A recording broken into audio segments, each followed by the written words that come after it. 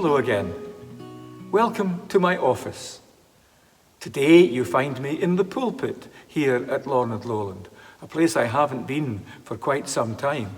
But I hope it won't be too long until I'm back in it again more regularly, conducting services as usual.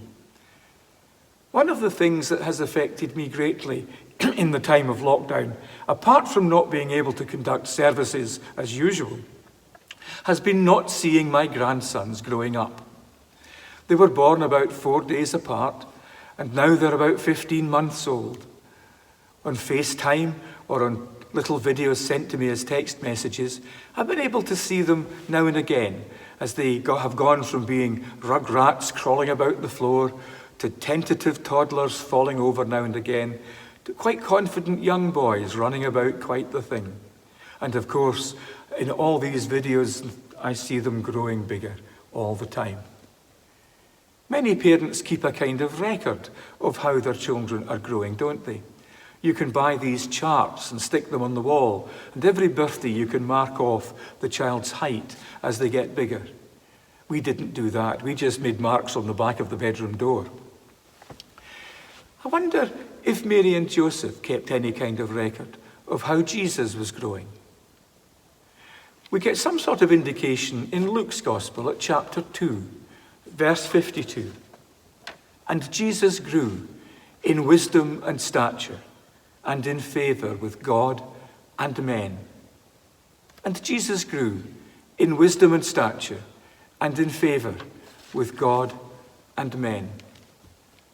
There's some lovely thoughts in there, aren't there? It reminds us that the thriving of a child, the growing of a child, isn't just a matter of putting on height and putting on weight and developing new abilities. It's about the inner things too. It's about things like wisdom. That definitely comes with age. But it's about learning how to be gracious in a situation towards other people. Learning how to be kind. Learning how to be loving. All of these things are important.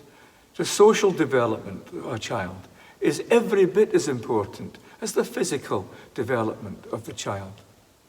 And of course, it's the role of the parent, and it's the role of the church to be the people who teach those things, not just by telling, but by showing, by example.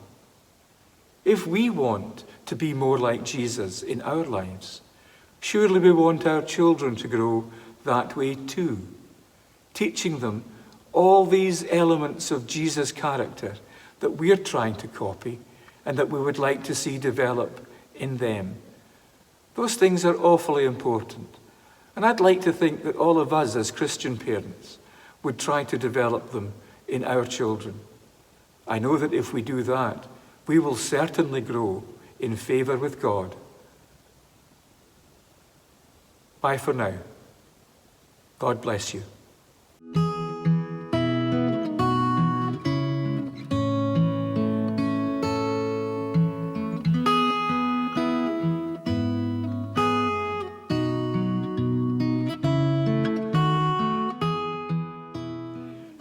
Before we finish today, I want to take a moment to reflect on these messages of mine that have been going up on the internet twice a week since lockdown began, and also to say a word of thanks to one or two people. The messages are intended, first of all, for the people of Lorne and Lowland Parish Church, to keep in touch with them and to keep some form of ministry in front of them at this difficult time. But it's been amazing to learn just how far these messages have travelled, right to the other side of the world and back again. And it's been heartwarming to receive messages from people in various places around the world to say thank you and to express their appreciation of the messages that we've been putting in front of them. So I, for my part, would like to say thank you to a number of people myself this morning. First of all, to Mary Beth Gratz at Willow Creek Presbyterian Church in the town of Caledonia in Illinois, in the USA. Also in the USA, Joel and Kelly Scott in Lakeview, Iowa. And then Sharon Goller in Victoria in Australia. Thank you for being in touch, Sharon. And there's all my friends at St John the Baptist Parish Church in the village of Armitage in Staffordshire. I always enjoy worshipping with you guys when I come down to visit family down there. Then there's Hamish and Isabel in Norwich. Thank you for being in touch. You're former members here, and we do miss you. But last of all, my amanuensis, if I can call him that, the genius of the video system, Robert, out there in Machrihanish, who has been so brilliant in putting these messages together for me. I couldn't have done it without him. So thank you, Robert, as well. And thank you to everyone who's been in touch. Please be assured that we are holding you all in prayer at this difficult time. God bless you.